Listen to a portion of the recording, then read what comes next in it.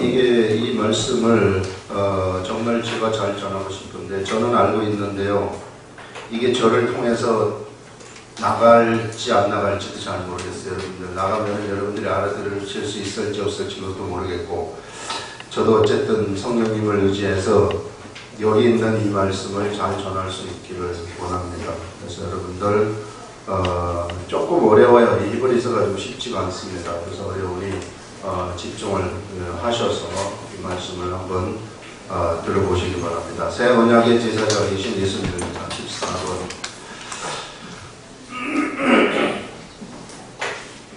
14번은 새 언약의 제사장이신 예수님입니다. 새 언약의 제사장이신 대제사장이신 예수님입니다. 예수님은 대제사장이시다. 우리가 성경을 볼 때요, 성경을 이스라엘 역사도 우리 분명하게 알아야 되는 겁니다. 이스라엘 역사를 알아야만이 이 구약 성경 전체를 우리가 감을 잡을 수 있어요. 이걸 모르면은 감이 안 잡힙니다. 여기에다가 또 다른 하나의 구속사적인 관점을 우리가 알아야 되는데, 그게 뭐냐 하면은요, 사람이 세상에서 이걸 우리가 하나님의 나라라고, 이게 분리할 수는 없지만, 공간적으로 분리할 수 없지만 이해를 돕기 위해서 이렇게 하는 겁니다.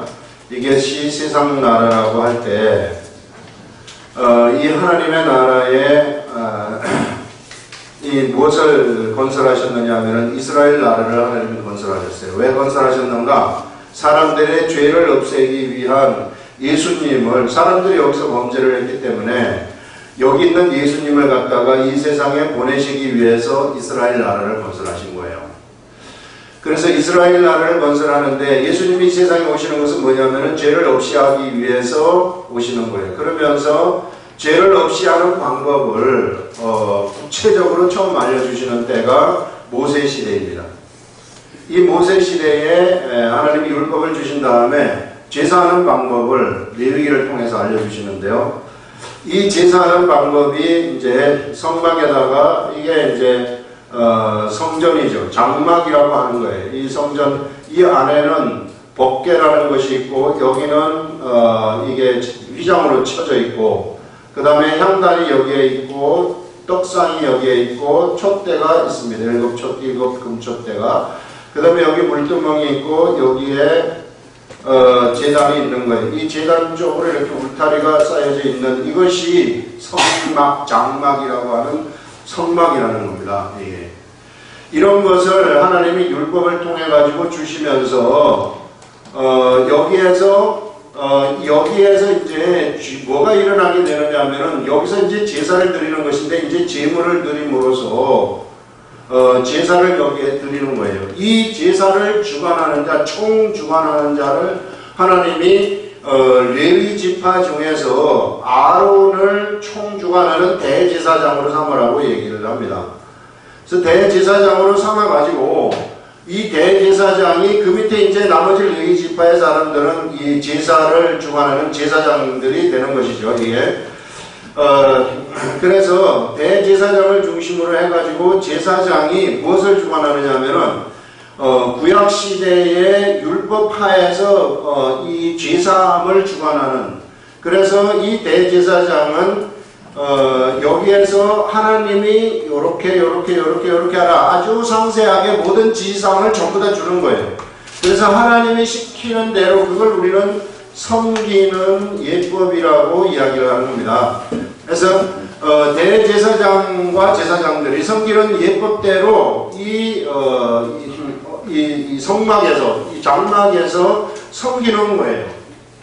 그래서 대제사장들은 무엇을 주관하느냐, 무엇을 위해서 섬기느냐 하면은 바로 백성들의 죄 사함을 위해서 섬기는 것입니다. 그래서 이 제사함에 필요한 것이, 대제사장은 자기 자신을 위해서 먼저 제물을 드려야만 돼요. 송아지라든지 송아지의 피를 먼저 드려가지고 자기를 깨끗하게 한 다음에 그 다음에 요 제단을 주관하게 되는 거예요.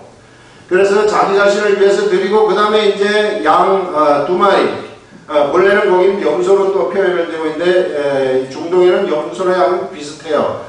그래서 이 두 마리를 준비를 하는 겁니다. 이 두 마리를 준비를 해서 제비를 뽑아가지고 한 마리는 잡아가지고 피를 받고 나머지 이제 나머지 그 잡은 고기는 여기다 이제 제단에다가 태우는 거죠. 피를 받아가지고 제사장이 어디를 들어가냐면 여기 물두멍에서 이제 깨끗하게 씻은 다음에 요렇게 들어가가지고 이쪽 장막 안으로 들어가는 거예요. 장막 안으로 들어가가지고 여기 요 법궤인데 법궤 위 속죄소 위에다가 뿌리고 앞에다가 뿌리고 또 동편에다가 뿌리고 이런 식으로 뿌림으로써 죄사함을 행하는 겁니다. 피를 뿌림으로써 이스라엘의 죄를 백성들, 이스라엘 모든 백성, 이거를 할 때는 모든 백성들이 전부 여기 나와 있어요. 다 나와가지고 여기서 제사를 다 드리는 겁니다.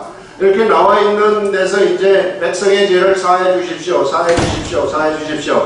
이렇게 한 다음에 이제 대제사장이 여기서 나와가지고 나머지 한 마리 있는 이 양을 우리는 아사셀 염소, 아사셀이라고 합니다. 아사셀 염소라고 하는데 이 아사셀 염소한테 모든 백성의 죄를 갖다가 다 뒤집어 씌워가지고 다 씌워서 어디로 내보내냐면은 저 광야로 내보내요. 그래서 광야로 사내줍니다. 그래서 죄라는 것이 다 이 한 마리의 양한테 뒤집어 씌워져 가지고 전부 광야로 가가지고 버려졌을 경우에 사람의 죄가 없어진다.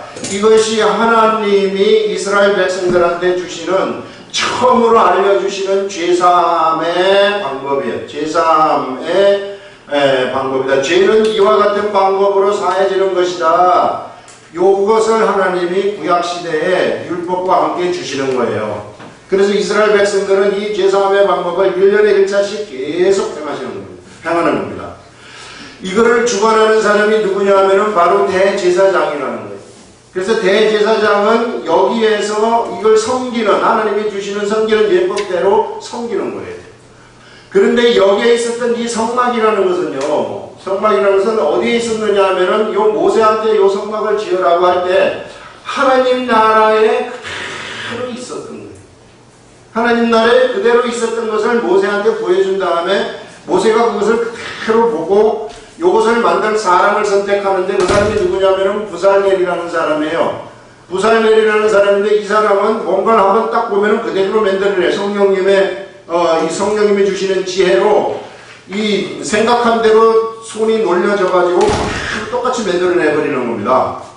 굉장히 이 위대한 거죠. 여러분 우리가 성령이 충만하게 되면은요, 우리 속에서 생각한 것이 우리가 밖으로 그냥 그대로 우리가 행할 수 있는 그러한 일들이 막 생기는 거예요. 부살렐은 그러한 하나님이 이 충만하게 해가지고 그와 같이 만들어내서 이런 성막을 만든 거예요. 그래서 이 성막에서 섬기는 자가 누구냐 하면은 대제사장이다. 이게 첫 번째 하나님이 주신 언약입니다. 이게 첫 언약이에요. 첫 언약이다. 이 첫 언약을 통해서 사람들은 죄사함을 받을 수 있다고 이스라엘 백성들이 생각을 한 거죠.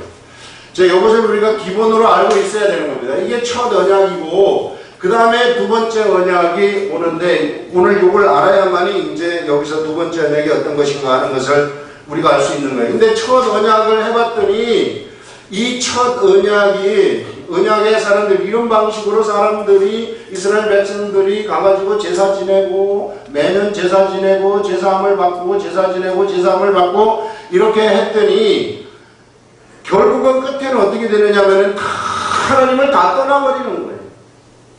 이런 방법으로 하면 하나님하고 가까이 있어야 되고 하나님한테 머물러 있어야 되는데 이스라엘 백성들이 모두가 다 하나님을 다 떠나버려요.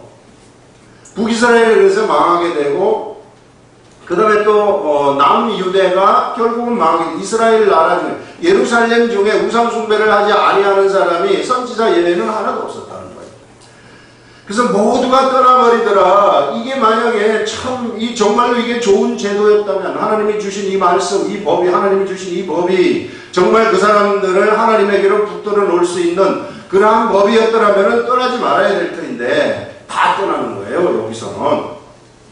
그래서 뭔가 지금 구약의 율법을 통해서 준 하나님의 이 언약이라는 것은 이 문제가 있다는 거죠. 그래서 문제가 있다는 것을 여기서 지금 이야기를 하는데 여러분 이 사람이 누구한테 지금 이야기를 하는 거냐면은 유대인들이 언제나 수신자를 알아야 돼. 수신자는 유대인입니다.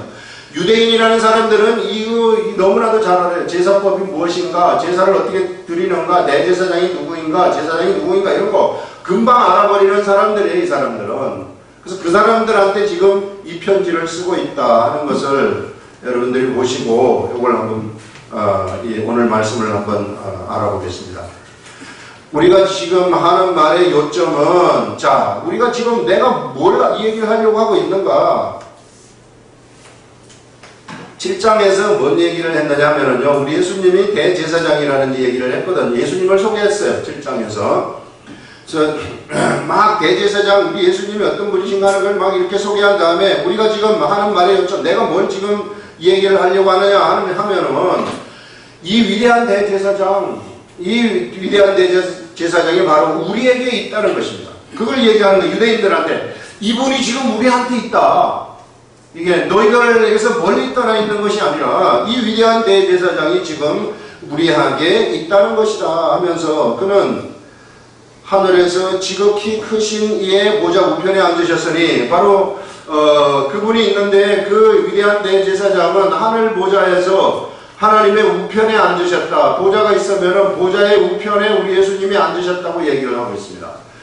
보좌의 우편에 예수님이 앉으셨다는 것은 무슨 뜻이냐면은 하늘의 모든 권세를 가지게 되었다는 것입니다. 모든 권세를 가지고 있다 하는 것을 여기서 얘기를 하고 있습니다. 그래서 우리 예수님이 사실상 이 세상뿐만 아니라 모든 존재물들을 그 권세를 가지고 관리하고 계신다 이렇게 생각하시면 돼요.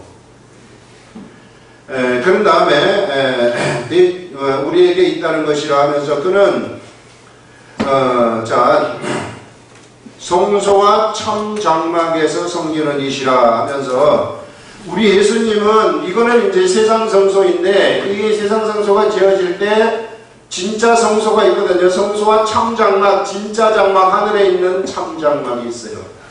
참장막에서 우리 예수님은 뭘 하시는 분이시냐면은 섬기는 이시라 이렇게 이야기를 하고 있어요. 우리 예수님은 바로 하늘 장막에서 대제사장의 직분을 수행하고 계시는 것이구나 하는 것을 우리는 알 수 있어요. 섬김으로써 하나님이 하라고 하시는 그 예법대로 그대로 섬기면서 우리 예수님은 직분을 수행하고 계시는구나 하는 그런 그것을 우리는 알 수 있습니다. 이 장막은 주님께서 세우신 것이다. 여기서 주라는 것은 하나님을 얘기합니다. 우리 예수님이 아니고 하나님, 영어로 말을 로드라는 거예요.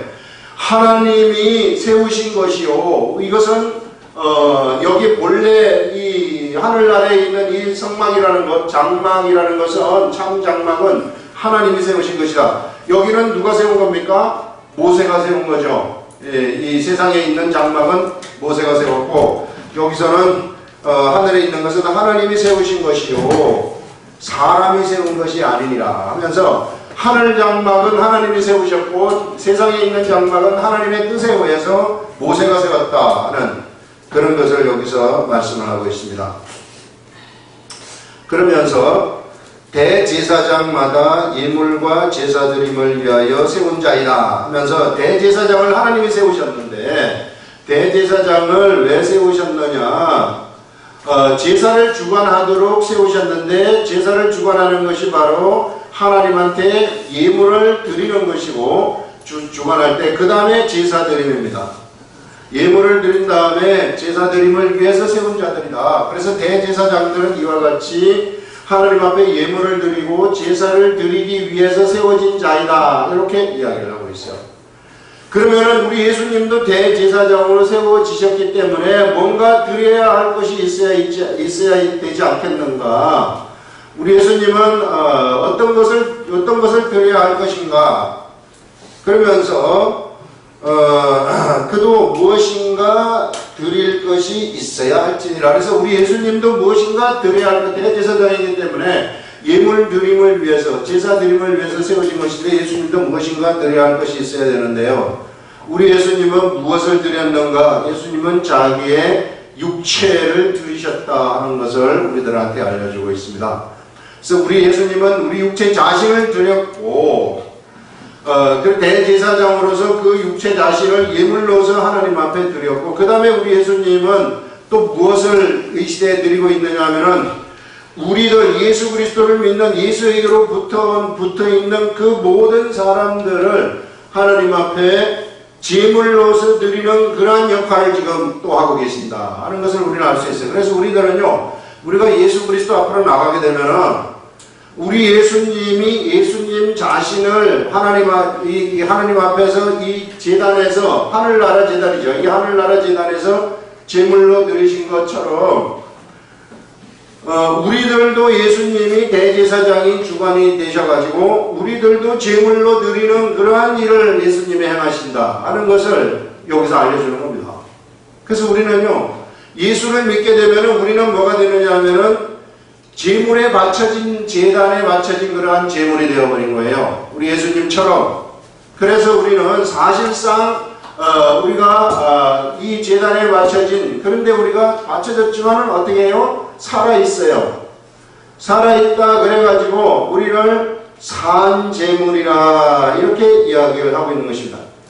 우리 예수님이 바쳐지면서 대제사장의 일을 주관하시면서 또 제물의 역할을 하셨던 것처럼 우리들도 예수님을 통해 가지고 우리가 제물로 바쳐지면서 세상에서 산 제물이 되어 가지고 또 우리는 무슨 일을 하게 되냐면 대제사장인 예수님 밑에서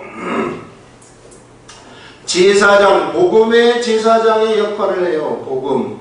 이 옆에 있는 사람들한테 내가 예수 그리스도의 복음을 전함으로써 그들을 다시 제물로 끌어다주는 밑에서, 그래서 우리가 여기에 제물이 또 하나가 있습니다. 예수님 하게 되면 예수님한테 주면 예수님이 그 제물을 하나님 앞에 드리는 이러한 역할을 하는 거예요. 우리는 그 밑에 대제사장인 우리 주 예수 그리스도 밑에서 일반 제사장의 역할을 우리들이 감당을 하고 있구나 하는 것을 우리들한테 알려주는 것입니다. 여러분, 이게 우리들의 삶이라는 거예요.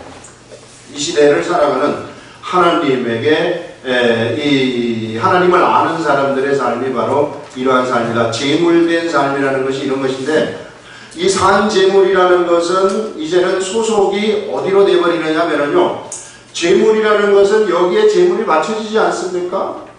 여기에 있던 제물이, 짐승이라는 제물이 여기에 받쳐지게 되면은 이거는 어디 소속이냐면은 성전 소속이 되어버리는 거예요. 성전 소속이 되어버리기 때문에 이 제물 자체가 뭐가 되느냐면은 이게 거룩한 것입니다. 거룩하다. 이게 하나님의 소유가 되어버리기 때문에 거룩한 거예요. 그래서 우리가 제물로 바쳐졌을 때 우리는 거룩한 자들이 되는 것입니다. 우리 육체까지도 거룩한 자가 되는 거예요. 그래서 여러분, 이러한 사실을 우리가 잊어버리지 말라는 것입니다. 이러한 우리가 거룩하다, 분명하게 거룩하다 하는 것을 분명하게 숙지하라는 것입니다. 그래서 우리는 이미 산 제물로서 하나님 앞에 드려진 자이다, 이렇게 생각을 하고 살아가게 되면은 그것이요, 이 세상에서 우리의 살 길이다 하는 것을 오늘 여기서 알려주고 있어요. 그래서 우리 예수님에 의해서 우리는 드려진 자이다 하는 것입니다. 그래서 우리 자신이 이런 사실을 알게 되면은 질서대로 살 수 있거든요.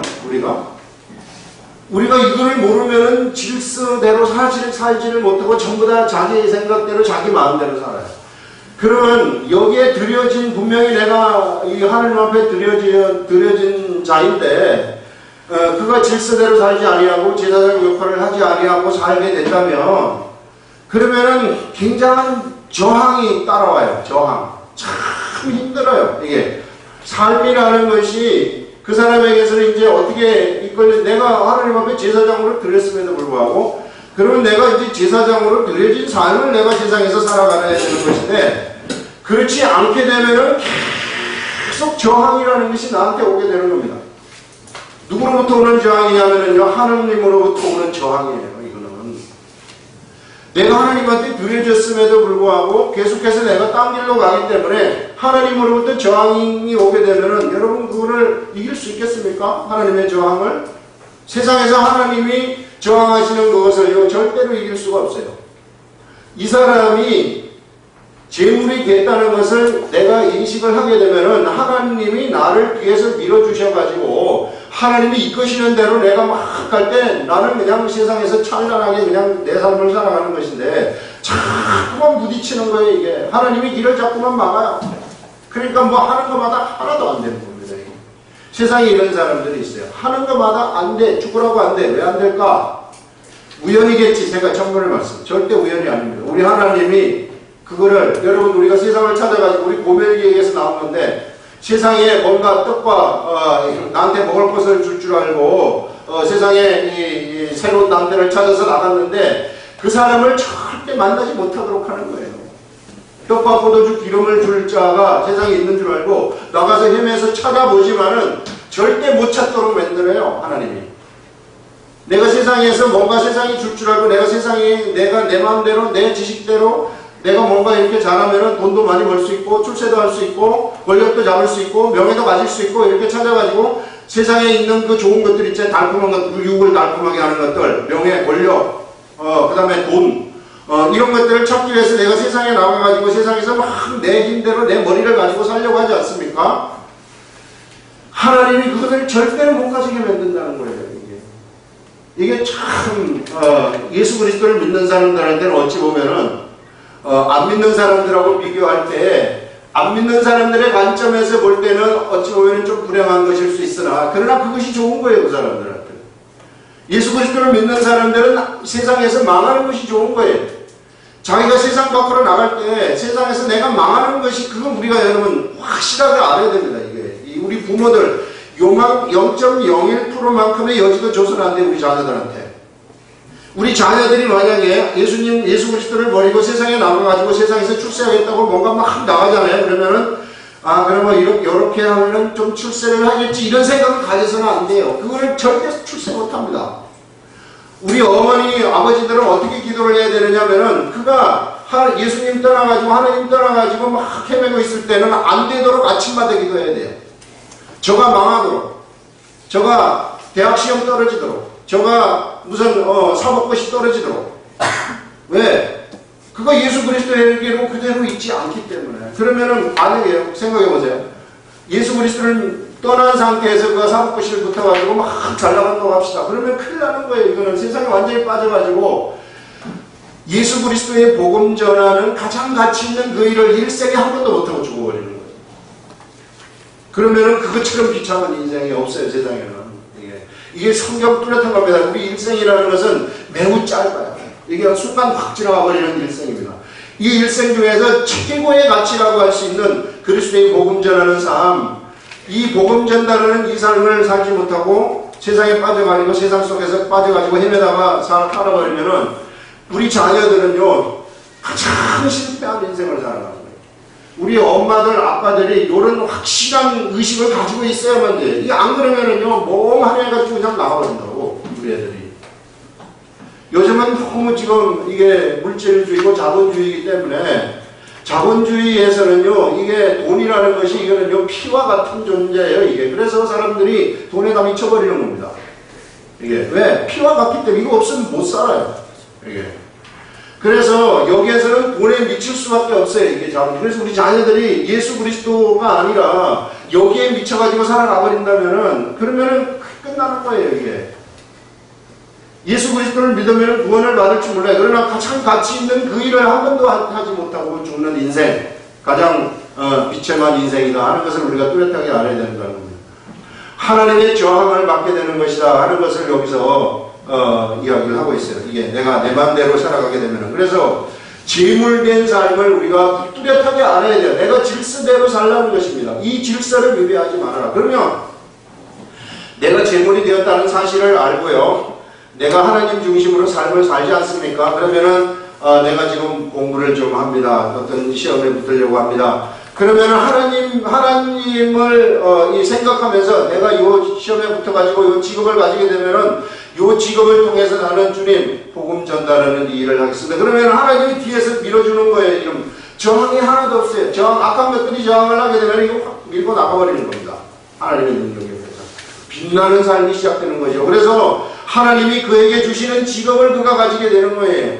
이런 직업은 빛나는 직업이 되는 겁니다. 그러나 내 스스로 취한 직업이라는 것, 내 힘에 의해서 내 스스로 내가 취한 직업이라는 것은 이것은 빛나는 직업이 아니라 그거는요 아주 좋지 않은 이 직업이 될 수 있다. 그러나 하나님이 주신 이 직업이라는 것은요 정말로 영광된 직업이 되어가지고 그것이 직업이 무슨 의사가 되건 변호사가 되건 교수가 되건 여러 가지 직업군들이 있지 않습니까? 건축가가 되건 뭐가 되건 간에 이런 것들이 다 같은 건축가이지만 이 사람이 가진 건축학과하고 이 사람이 가진 건축가는 차원이 틀려버리는 건축가가 되는 거예요. 만약에 어떤 사람이 이 미술을 한다 그러면 이 사람이 가진 이 직업의 이 미술하고 이 사람이 가진 직업의 미술하고는 하늘과 땅의 차이라는 거예요. 이거는 하나님의 영에 의해서 영적인 지식의 세계 속에서 나오는 그런 지식을 가지고 막 그 직업을 수행해내는 사람이고 이 사람은 자기 능력에 의해서 직업을 수행하는 거예요. 여러분 자기 능력에 의해서 직업을 수행해보세요. 그 지식의 한계가 얼마인가? 아무것도 아니죠. 지식의 한계가. 그래서 우리 이런 이 멋있는 세계가 있는데 이런 세계를 우리가 어떻게 해서든지 우리가 들어가야 되고 젊은 청년들도 이런 세계를 좀 알아야 돼. 그러면 내가 좀 모자라잖아요. 모자람도 내가 하나님 의지하게 되면 하나님이 나한테 정말로 딱 맞는 그런 직업을 나한테 주신다는 거예요. 최고의 직업입니다. 그래서 그가 조금 예를 들어서 세상에서 보기에 조금 떨어지는 직업에 종사한다 할지라도 그 직업이 빛이 나는 거예요. 그 사람 때문에. 여러분 우리 이 시대에 이 정치인이라는 그런 직업이 왜 이게 더럽게 보입니까? 그 사람들이 다 망쳐놓은 거거든요. 그 직업을. 왜 전부 다 부패하고 돈 받고 막 이래가지고 그 직업을 다 망쳐놓은. 원래 정치라는 게 굉장히 좋은 직업이거든요. 사람들을 이롭게 하는 거란 말이에요. 이롭게 하는 직업인데 거기에 들어 앉아있는 그 사람들이 지금 전부 다 돈을 탐하기 때문에 그 직업을 전부 망쳐놔버렸다고요.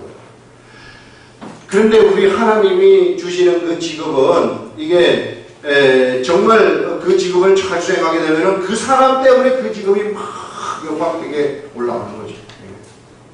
목사라는 직분도 마찬가지예요. 목사라는 직분도 이게 정말 하나님의 이 직분을 해가지고 잘 수행하게 되면 이게 빛나는 직분이 되는 거예요. 그런데 이게 막 딴 짓 하고 막 나쁜 짓 하고 막 이게 이상한 이 짓 하고 이러다 보니까 이게 땅에 추락하는 거 아니겠어요? 막 교회를 막 마치 자기 사유물처럼 생각해가지고 자식한테 불려준다거나 막 이런 일들이 일어나니까 이 직업이 땅에 떨어져 버리는 이 사람들이 보기에 별로 이렇게 안 좋아하는 그런 직업이 되어버리는 것입니다. 그래서 우리가 재물된 삶이 얼마나 중요한지 재물된 삶. 그래서 우리가 재물되었다는 사실을 절대 잊어버리서는 안 돼. 우리는 우리 마음대로 세상을 살아갈 수가 없어요. 이게 왜? 예수 그리스도를 믿었기 때문에 우리 마음대로 세상을 살아갈 수 있다고 생각하면 큰 착각입니다. 내 능력과 내 힘에 의해서 살아갈 수 있다. 그럴 수 없다는 것이 성경에서 알려주는 법이에요. 그걸 얘기하고 있고요. 그 다음에 이제 보시면은 제사장이 드릴 것이 제물을 드릴 것이 있어야 할 것인데 예수께서 만일 땅에 계셨더라면 제사장이 되지 아니하셨을 것이라 이렇게 말합니다.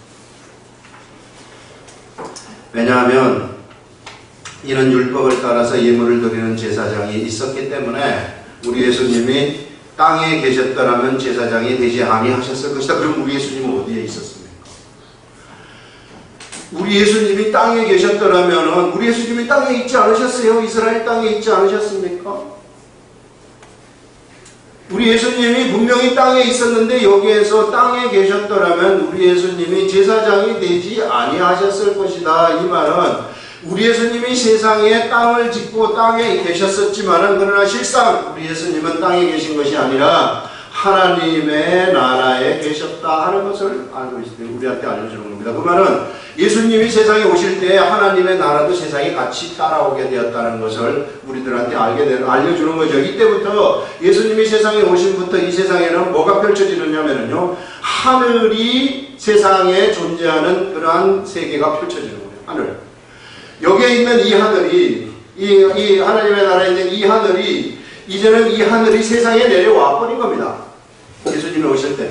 그래서 세상에 하늘이 존재하게 되는 거예요. 그래서 예수님 이후부터 진짜 참 하늘이 세상에 존재하는 그런 시대가 펼쳐지게 된다 하는 것을 우리들한테 알려주는 거예요. 여러분, 그래서 이 시대에도 우리가 살아가는 여기에도 하늘이라는 것이 있습니다. 그래서 우리는 어디에 사는가? 예수 그리스도를 믿는 사람들은 어디에 사는가? 바로 이 하늘에 사는 거예요. 세상에 사는 것처럼 살지 말라는 것입니다. 그래서 이게 지금 여기서 우리들한테 얘기를 하는 거예요. 이 성경을 이게 참 보면은 정말로 이 세상의 지식은 상상도 할 수 없는 그러한 지식의 세계가 여기에서 펼쳐지는 것을 알려줘요. 그들이 섬기는 것은 하늘에 있는 것의 모형과 그림자라 여기서 딱 말하고 있어요. 그들이 섬기는 것, 아까 우리 성막 지었지 않았습니까? 이게 성막 그렸는데 땅에 있는 제사장들이 섬기는 것 이것입니다. 땅에 있는 제사장들이 섬기는 것은 모세가 만든 이거 있잖아요. 이 장막 또는 성막이라고 하는 여기에서 이제 섬기는 거라는 거죠. 이것은 뭐냐면 하늘에 있는 모형과 그림자다. 이것은 하늘에 있는 것을 못 따가지고 만든 모형이라고 얘기를 하는 거예요. 모형과 그림자와 같은 것이다. 실제적인 하늘의 것은 아니라는 것이죠. 모세가 장막을 지으려 할 때에 지시하심을 얻음과 같으니 하나님이 지시해 주시는 대로 그대로 지었다는 것이고요. 이르시되 산과 모든 것을 산에서 네게 보이던 시내 산에서 네게 보이던 문을 따라 지어라 하셨느니라. 성경이 이렇게 기록되었다는 것입니다. 그러나 이제 그는 더 아름다운 직분을 얻으셨으니 우리 예수님이 어떤 직분을 얻으셨느냐면은 이 사람들이 가졌던 그 직분보다, 이 대제사장들이 가졌던 그 직분보다 더 아름다운 직분을 얻으셨다. 누가? 우리 예수님이 대제사장 직분이지만 이 사람들의 대제사장하고는 차원이 틀린 직분을 우리 예수님이 얻으셨다. 이렇게 말하고 있는 겁니다. 그러면서 그는 더 좋은 약속으로 세우신 더 좋은 언약의 중보자시라. 그래서 우리 예수님에 의한 드리는 이 제사라는 것은 어떤 것이냐면은 이 더 좋은 언약이라는 거예요. 여러분 여기 언약보다, 여기서 모세하고 하나님이 맺은 언약, 이 언약보다 여기는 더 좋은 언약의 중보, 언약을 이 하나님과 사람 사이에서 전달해주는 전달자가 바로 우리 예수님이시다. 이렇게 지금 얘기를 하고 있는 겁니다. 예전에 대제사장은 하나님과 이스라엘 백성들 사이에 이 첫 번째 언약을 전달해주는 중보자인 것처럼 우리 예수님이 이런데, 이 첫 번째 언약은 문제가 있는 언약이다 하는 것을 지금 여기서 말씀을 하고 있어요. 여기서 그 다음에 보시면은 저 첫 언약이 무흠하였더라면, 흠이 없었더라면 이 말이죠. 흠이 없었더라면 둘째 것을 요구할 일이 없었으려니와 이렇게 말해요. 둘째 언약이 필요가 없어요. 근데 첫 번째 언약에 문제가 있었다는 거죠. 흠이 있었다는 것입니다. 왜? 첫 번째 언약을 통해서 사람들이 정말 구원이 일어날 수가 없어요. 첫 번째 언약은 그냥 구원받았다고 쳐주겠다 하는 이러한 것이지 진짜 구원은 없는 것입니다. 죄로부터 죄사함이 진짜 일어나지 않는 거예요. 구약시대의 죄사함을 통해서는 진짜 죄사함이 일어날 수 없다 하는 그런 것들을 말씀을 하고요. 그러면서 그들의 잘못을 지적하여 말씀하시되 주께서 이르시되 볼지어다 날이 이르니 내가 이스라엘 집과 유다 집과 더불어 새 언약을 맺으리라. 그래서 첫 언약이 흠이 있었기 때문에 새 언약을 맺으리라고 말씀을 하신 것입니다. 그러면서 또 주께서 이르시기를 이 언약은 내가 그들의 열조의 손을 잡고 애굽 땅에서 인도하여 내던 날에 그들과 맺은 언약, 첫 번째 언약과 같이 아니하다. 모세와 맺은 그러한 언약과 같이 아니하다. 그들은 내 언약 안에 머물러 있지 아니하므로 내가 그들을 돌보지 아니하였느니라 하면서, 이 첫 번째 언약이라는 것은요, 이스라엘 백성들을 언약 안에, 이게 문제는 뭐냐면, 첫 번째 언약의 문제라는 것은 이 언약 안에 사람들을 끌어들여서 머물러 두게 할 수 있는 능력이 없는 그러한 언약이라는 거예요. 첫 번째 언약. 그래서 새로운 언약이 필요했다는 것입니다. 그러면 새로운 언약은 무슨 언약이 되겠습니까? 이스라엘 백성들은요, 여러분 이스라엘 역사를 한번 보세요. 우리는 이스라엘 역사를 볼 때 왜 저 사람들은 저렇게 하나님을 의지하면 참 좋은 삶을 살 텐데 왜 자꾸만 밖으로 나갈까? 그 역사를 보면은요, 그런 생각을 너무나도 많이 배신을 하기 때문에, 하나님을 배신을 한 게 수백 번은 돼요. 수백 번은. 그러니까 참 이 사람들이 어떻게 그렇게 할 수 있을까 이렇게 생각하지만 그 첫 언약이 이와 같이 흠이 있기 때문에 그렇다는 거예요. 이 첫 언약이 흠이 있어서 그들은 여기서 있을 수 없었다라는 거예요. 이 사람들의 문제가 아니라는 겁니다, 여러분. 이스라엘 백성들의 문제가 아니라는 거예요. 이게 그걸 우리가 분명하게 알아야 된다는 것입니다, 여러분. 오늘 얘기하는 게 요지가 지금 여기서부터 나오는 건데요. 이스라엘 백성들은 아무리 요 첫 언약에 머물러 있으려고 해도 있을 수가 없어요. 왜? 사람의 육체라는 게 본능적으로 그렇게 만들어져 버렸기 때문에. 그래서 나갈 수밖에 없다는 거예요. 여러분, 우리가 지금 이 시대에도 예수 그리스도를 믿지 아니하는 사람, 예수 그리스도를 믿더라도 육의 삶을 사는 사람들은 자꾸만 나오고 싶은 거예요. 여러분, 코를 아무리 껴가지고 안에 들여다보세요. 자꾸만 나가고 싶어져요. 이게. 그거를 어찌할 수가 없어요. 자꾸만 나가고 싶은 게 그게 본능이에요. 그게 본능. 잡아둘 수가 없어요. 그들을. 잡아두고 있는데 두 번째 언약이 여기서 이제 우리들한테 오는 것인데 그 두 번째 언약이 뭐냐 하면은 또 주께서 이르시되 내가 그날 후에 내가 이스라엘 집과 맺을 언약은 이것이니 하면서 내 법을 그들의 생각에 두는 언약이라는 것입니다. 하나님이 주신 이 두 번째 언약은 이 첫 번째 언약하고 다른 이 두 번째 언약이라는 것은 사람들한테 여기 여러분 이스라엘 백성들한테 준 첫 번째 언약이라는 것은 이들의 생각 속을 치고 들어갈 수가 없어요. 하나님의 법이 이들의 생각 속을 치고 들어갈 수가 없어요. 머릿속만 그냥 이게 하나님의 것이구나 하나님의 것이구나 이렇게 알 뿐이지 그들의 생각 속을 치고 들어갈 수가 없는 언약인데 여러분 이 새 언약이라는 것은 어디를 치고 들어갈 수 있느냐면 이들의 생각 속을 다 치고 들어갈 수 있는 거예요. 사람의 생각을. 그 막을 통과할 수 있는 거죠. 이 마음의 이 막을 갖다가 통과시켜가지고 그것을 치고 들어갈 수 있는 법을 하나님이 주신다는 것입니다. 이게 위대한 하나님의 이 두 번째 언약이 이 위대함이 여기서 이제 우리한테 보이는 것인데요. 하나님의 법을 그들의 생각에 두고 그들의 마음에 이것을 기록하리라 하면서 하나님의 법이요 마음에 기록이 되어 버렸어요. 그래서요. 자꾸만 나에게서 하나님이 좋아지고요. 가만히 있는데도 하나님이 좋아지고요. 하나님의 일이 자꾸만 하고 싶고요. 하나님하고 같이 가까이 가고 싶고요. 아무리 내가 밖에 나가라고 떠밀으려고 해도 나갈 수가 없어요. 이제는 이거 하고 거꾸로 되는 거예요. 여기서는요. 아무리 하나님 앞에 잡아두고 싶어도 이게 잡아둘 수가 없는 것이 첫 번째 언약입니다. 그런데 이 두 번째 언약을 딱 맺게 되면 이 두 번째 언약을 맺은 사람들은 아무리 세상 밖에 나가서 오만 가지 일을 하고 싶어도 계속해서 속에서 하나님의 법이 요동을 치는 거예요.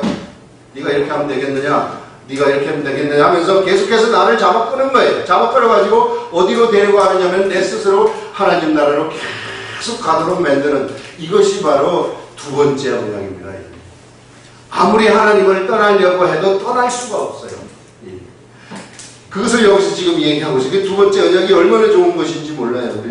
우리는 마음 놓고 살아도 되는 것입니다. 그래서 마음에 이것을 기록하리라. 나는 그들에게 하나님이 되고 그들은 내 백성이 되리라 하면서 이때 우리 하나님이 하나님이 되고 백성이 되리라 하면서 또 각각 자기 사람과 각각 자기 형제를 가르쳐 이르기를 주를 알라 할 필요가 없어요.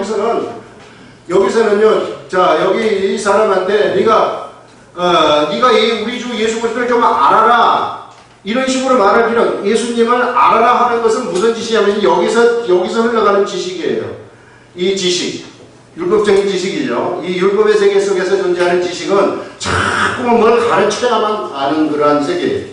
그런데 여기서는 가르쳐서 아는 세계가 아니라는 것입니다. 이거는 어떻게 그냥 저절로 알아버리는 세계예요. 마음으로 알아버리니까 그냥 알겠습니다. 이거는요, 지식이 아무리 여기는 지식이 아무리 많아도 하나님을 모르지만 여기서는 지식이 아무리 없어도 그냥 알아버리는 세계라는 거예요. 그래서 이 지식의 세계하고 이 지식의 세계라는 것은 완전히 차원이 틀린 세계이다. 2차원과 3차원의 세계, 이게 하나님의 차원과 사람의 차원과 하나님의 차원의 세계의 지식들이 왔다 갔다 한다는 것을 우리들한테 알려주고 있어요. 그래서 지식이 사람이 가질 수 있는 이 지식이 바로 여기의 지식을 가질 수도 있고 여기의 지식을 가질 수도 있는데요. 우리가 여기에 지식을 가지게 되는 이런 사람들은 세상에서 하나님을 그냥 저절로 알아버리는 겁니다. 하나님을 저절로 알아버리기 때문에 이 사람들은 알아버리는 그 하나님을 갖다가 옆에 사람한테 전달을 해줘요. 그렇기 때문에 전달을 탁 하게 되면 그 사람이 나도 예수가 믿고 싶어져요. 이렇게 되는 거예요, 여러분들. 그런데 여기 있는 지식을 가지고서 여러분들 세상에서 복음을 전하려고 생각해 보세요. 한 가지 예수님에 대해서 정보를 전부 다 정말 이런 여러 가지 지식을 갖다가 다 전달해 줘 보세요. 그럼 나는 예수 안 믿을래요. 이렇게 되는 거예요, 여기서. 근데 여기서 한마디 딱 하면, 지금, 예수님이, 사람을 만났을 때, 지금 거룩하게 되고 싶죠? 지금 매우, 좀 거룩하지 못한 것 같은데. 이 말 딱 한마디에 그 자리에서 그냥 쓰러져 버려가지고, 이거는 심한데요. 그냥 막 통곡을 하는 이런 일들이 일어나는 거예요. 왜? 그 사람의 심령을 찌르는 심령 속으로, 거기 속으로 들어가는 지식이 그에게 나가기 때문에 성령님이 그것을 알려주는 거예요. 그래서 성령님이 알려줘가지고 알려주는 대로 그 사람의 심령에 들어가는 말을 해버리니까 이 마음을 뚫고 들어가 버리니까 그 사람이 거기에서 회개를 하는 그런 역사가 일어나는 거죠. 이런 지식의 세계가 우리들한테 열려버렸다 하는 것을 우리들한테 알려주는데요. 이게 언제 열리느냐 하면은 결국은 이 세계가 어떤 세계냐면은요, 이 세계가 바로 영의 세계라는 것입니다. 영의 세계. 그래서 오순절 다락방에서 하나님의 이 성령님이 세상에서 이 세상에 임하는 이 이후부터 사람들은 어떤 일이 일어나게 되느냐면 이제 그 속에 하나님의 영이 팍 내려와서 살게 되는 거예요. 그 사람의 이 예수 그리스도를 믿는 그 사람들의 속에 들어와서 영이 살게 되는데 이 영이 살게 됐을 때 이 영이 하나님에 관한 지식, 예수님에 관한 지식을 계속 가져다 주는 거예요. 그렇기 때문에 그냥 이 예수님에 관한 지식을 주기 때문에 내가 그 지식을 사람들한테 딱 전달만 해주면은 베드로가 이 지식을 받았거든요. 이런 지식을 받아가지고 베드로한테 전달을 했을 때 한 번에 3,000명이 돌아와요. 한 번 설교에 3,000명이. 그 다음에 또 한 번 설교할 때 한 번에 5,000명이 돌아와요. 예전에는요, 여기에 있을 때는 아무런 능력이 없었던 그 제자들이 이런 지식의 세계 속에 딱 들어가 버렸더니 한 번 설교하는데 5,000명, 3,000명이 그냥 막 돌아오는 일들이 일어나게 되는 거예요. 이 위대한 지식의 세계, 마음으로 아는 그러한 지식의 세계, 하나님의 성령이 우리들한테 가져다주는 그러한 지식의 세계가 여기서 흘러가고 있다는 거죠. 이것은 어떤 것인가 마음으로 깨닫는 세계이구나 하는 것을 우리가 알 수 있어요. 하나님의 말씀을 듣고 깨닫는 자니 이 말이요, 이 바로 깨닫는 세계가 있다는 것을 우리들한테 알려주는 것입니다. 머리로 지식으로 배우는 것이 아니라 지식은 아무리 맨날 많아도 절대 전도 못해요. 그러나 이 지식이 있으면은 이 하나님이 우리들한테 주신 하나님의 지식이 나한테 있으면은 아무리 무식한 사람이라도 성경 많이 몰라도 그것이 있으면은 바로 옆에 사람한테 전도를 해가지고 전도하면은 열매 맺는 일들이 막 일어나는 그런 역사가 일어나는 겁니다. 여러분, 베드로가 오순절 다락방 사건이 있기 전하고 후하고 배움의 차이가 있었습니까? 하나도 없었어요. 그런데 이 지식의 세계 속에 들어갔기 때문에 그는 이제는 성령님이 하시는 대로 그냥 마음에 감동되는 대로 말을 한 것뿐이에요. 말을 했더니 사람들이 가만히 그것을 듣고 그냥 돌아오는 것입니다. 그래서 우리가 전도라는 것도 내가 내 마음대로 하는 것이 아니라 그냥 주님한테 순종해가지고 허락하는 대로 하는 것이구나. 단지 우리 속에 성령님이 주시는 생각으로 가득 차 있어야 된다는 것이죠. 그래서 이 시대에는 하나님이 우리들한테 어떤 것을 알려주시느냐면 이 성경 이게 이 기록된 성경의 말씀이 있어요. 이 기록된 성경의 말씀을 내가 지식적인 것이 아니라 마음의 깨달음을 얻을 때, 마음의 깨달음을 얻으려면 어떻게 되냐면 계속 보고 있어야 되는 거죠. 계속 보고 있으면 성령님이 나한테 깨닫게 해주시는 거예요. 이것을 알아가지고 여기 있는 스토리를 전달하는 것이 아닙니다. 그거는 껍데기 지식밖에 되잖아요. 여기 차원의 지식이죠. 그런데 여기에서는 마음에 깨달아지는 그 지식이 나한테 오게 되면은 사람들한테 그것을 딱 얘기를 하지 않습니까? 그러면 그것을 듣기 시작하는 거예요. 여러분들이 우리가 나중에 선교사가 되고 말씀을 전하는 사람이 될 때도 이런 지식을 안 가지고 있으면은요, 사람들이 앞에서 듣기 피곤해합니다. 바로 여기서 여러 가지 이야기를 하지 않습니까? 내가 예를 들어서 성경 공부 인도자가 되고 뭐 한다 할지라도 이런 지식의 세계만 전달하면 많은 지식들을 가지고 있고 모르는 게 없고 그래요. 그러나 이걸 전달하잖아요. 바로 피곤해요. 하기 싫어요. 그런데 이런 지식의 세계의 말씀이 나가지 않습니까? 그러면 그건 영혼이 들어버리는 것이기 때문에 자꾸만 듣고 싶어져요. 이상하게. 왜 그게 자꾸 듣고 싶을까? 집에 가면 생각이 나요. 자꾸 생각이 나요. 밥 먹을 때도 생각이 나고 막 목욕할 때도 생각이 나고 자꾸만 생각이 나. 그러면서 예수님이 너무 좋은 거예요. 이때부터 막 그 말씀 때문에 사랑이 막 생겨나는 거죠. 이게.